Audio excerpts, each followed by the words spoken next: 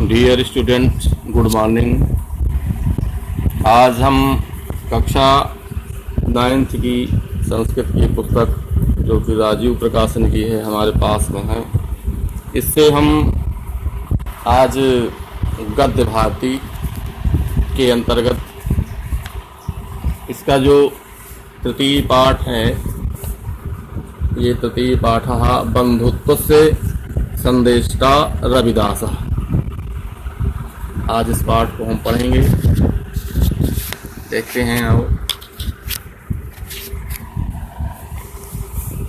इसमें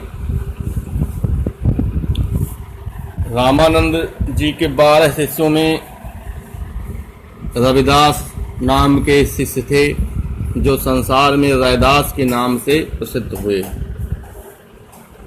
इनका जन्म वाराणसी के मड़ुआडीह ग्राम में विक्रम संवत 1471 में माघ मास की पूर्णिमा के दिन हुआ था।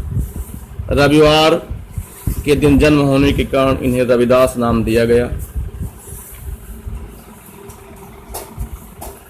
उस समय का जो 15वीं शताब्दी का जो भारतीय जीवन था वो अत्यंत कष्टपूर्ण एवं कठिनता से भरा हुआ था। मुस्लिम शासकों के आक्रमण और मिथ्या कलह से भारतीय राजागण दुख और दीनता से ग्रसित थे। सभी ओर से उपेक्षित भारतीय जनता विभिन्न धर्मानुयायियों में प्रचलित विद्वेष, जाति और वर्ण के भेद से विभक्त भारतीय समाज की दुर्दशा को देखकर दुखित हृदय वाले संत व महात्मा ईश्वर की शरण को ही एकमात्र उपाय मान रहे थे। ऐसे ही संत रविदास थे। संत रविदास ने विक्रम संवत 1597 में राजस्थान के चित्तौड़गढ़ नामक स्थान पर 126 वर्ष की आयु में देह त्याग किया, परंतु उनका यश रूपी शरीर आज तक जीवित है। उनका यश रूपी शरीर आज तक जीवित है।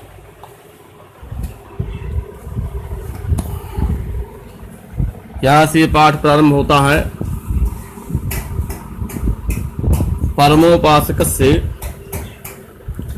रामानंदस्य 12 शिष्या आसन इति भण्यते। परम उपासक रामानंद के 12 माने 12 शिष्य थे। इति भण्यते ऐसा कहा जाता है। भण्यते माने कहा जाता है। तेषु शिष्येषु उन शिष्यों में रविदास लोके रैदास इति संज्ञा ख्याता।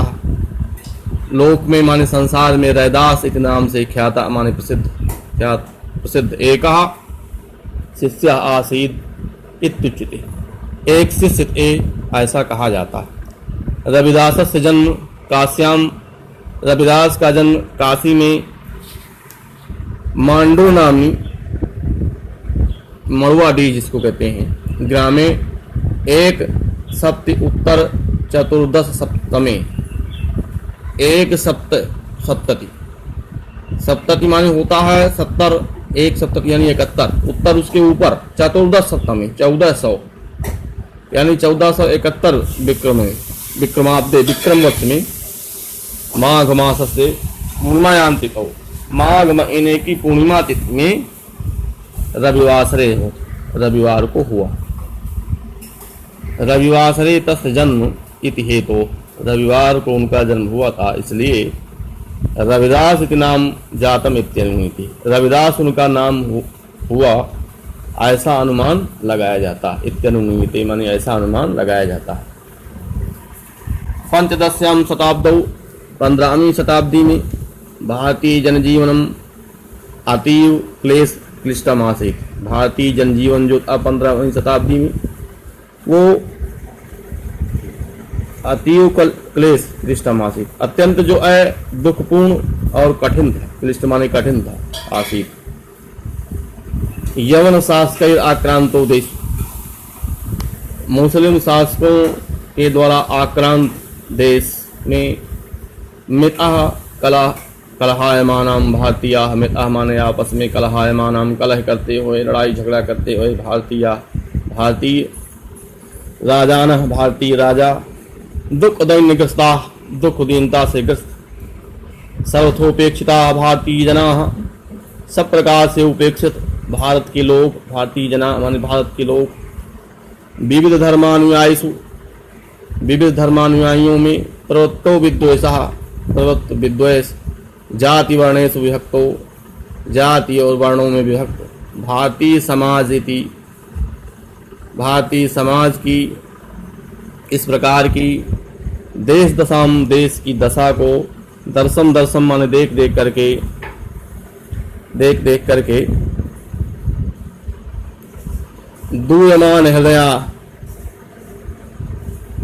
दूयमान हृदया, दुखी हृदय से तदानींतना, उस समय के महात्मा लोग, संतस और संत, ईश्वरों में शरणमिति मन्यमाना, ईश्वर को ही एकमात्र शरण मन्यमाना माने मानते हुए, ईश्वरम प्रति, ईश्वर के प्रति समर्पिता संता, समर्पित होकर के परमात्मनो व्यापकत्वम, परमात्मा की व्यापकता, तस्य सर्वशक्तिमत्वम च, और उसकी सर्वशक्ति मत्ता को बोधयन्ति से माने उसका बोध कराते थे।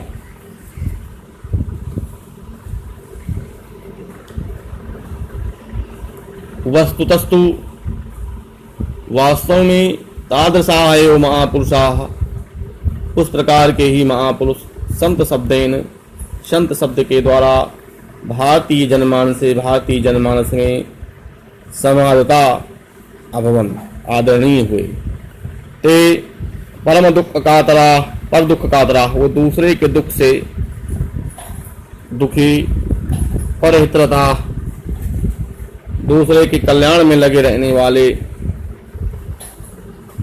दुख जन सेवा परायणा, दुखी लोगों की सेवा में लगे रहने वाले, बलिदान शोषितान प्रति, दलित और शोषितों के प्रति सदया दयावान, स्वसुखम अभिगणयंता, अपने सुखों की परवाह न करते हुए, यदृच्छा लाभ संतुष्टा आसन, यदृच्छा लाभ माने संयोग से जो कुछ उन्हें प्राप्त हो जाता था उसी लाभ से ही संतुष्टा आसन, संतुष्ट थे।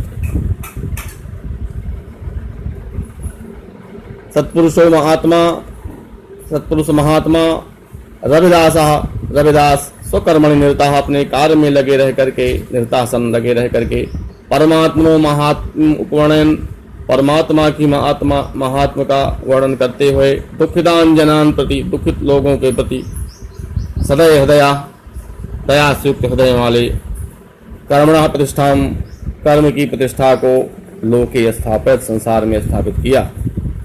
धर्म से वाह्याचार, धर्म के बाहरी आचार, एवं परस्पर वैरस्य हेतु रीति, एवं धर्म से वाह्य आचार है, धर्म के बाहरी आचार ही परस्पर वैरस्य हेतु रीति, परस्पर माने आपस में वैर का यानी लड़ाई झगड़े का हेतु है, कारण है, सब विश्वसति इसमें, ऐसा वो विश्वास करते थे। आतो वाह्य आचारान परिहाय, अतः बाहरी आचार को परिहाय माने त्याग करके, धर्माचरणम विधेयम, धर्माचरण विधेयम माने करना चाहिए। गंगा स्नानात् शरीर शुद्धेरपेक्षया, गंगा के स्नान से शरीर शुद्धि की अपेक्षा मनसा शुद्धि आवश्यकी तेनोक्तम, मन की शुद्धि आवश्यक है, ऐसा उन्होंने कहा। ऊते तो मनसी काष्ठल्यामेव गंगेति तस्योक्ति, ऊते तो मनसी माने पवित्र मन में, काष्ठाल्यामेव माने कठौती में ही, गंगेति माने गंगा है, तस्य उक्ति उनकी उक्ति, प्रसिद्ध ही है। छात्राएं इस गद्यांश को संदर्भ सहित लिख इसका हिंदी अनुवाद करके हमारे व्हाट्सएप नंबर पर चेक कराएं। धन्यवाद।